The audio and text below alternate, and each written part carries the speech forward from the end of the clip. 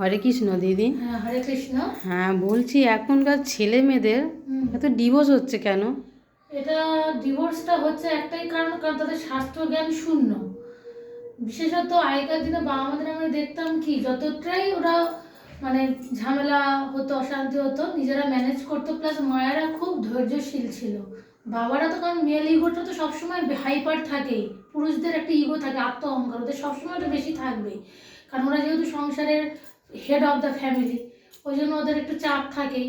সেই হিসাবে ওরা ওরকম বলবেই, আবার পরক্ষণে ভালোবাসবে, সেটা এবার তখনকার দিনে মারা সুযোগশীল ছিল। আর এখনকার দিনে মেয়েরা হয়েছে কি, না ও বলেছে পাল্টা আমিও বলবো, ও বলছে এই সহ্য ক্ষমতাটা হারিয়ে গেছে, কারণ স্বাস্থ্য জ্ঞান শূন্য।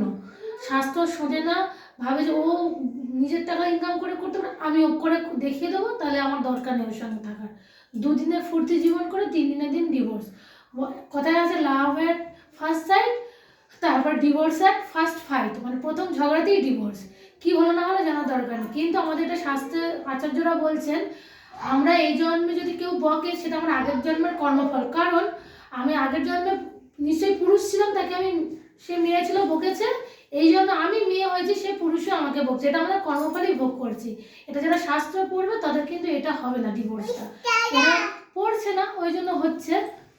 এবার আমাদের অনেক মাতাজিও আছে, আমাদের এরকম আমাদের প্রভুরাও বলেন যে সেসব মাতাজিরা হাই ডিগনিফাইড সব চাকরি করতেন, তারা সন্তান মানুষ করে বলে ছেড়ে দিয়েছে চাকরি।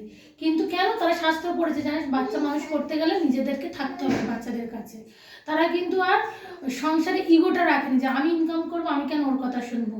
এবার যারা শাস্ত্র পড়ছে বা যারা, কেন অনেকেই আছে যারা ইনকাম করছে, চাকরি করছে, প্লাস সংসারটাকেও ভালো মতো ট্যাকেল করছে, তারা স্বাস্থ্য নিশ্চয়ই জানে, তারা নিশ্চয়ই বুদ্ধিমতী, বুদ্ধিমান।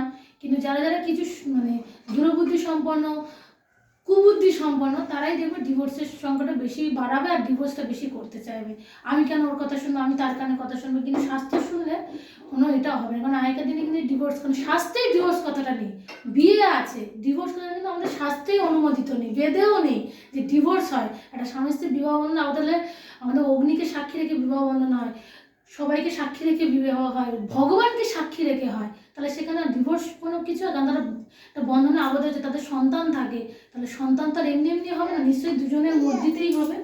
তা সেই হিসেবেই আমাদের ডিভোর্স কতটা স্বাস্থ্য অনুমোদিত নেই, নিজেরা এবার করছি আইনত করে, তাহলে এটা নিজেরাই তো নিজেদের পায়ে কুড়ুল মারছি না।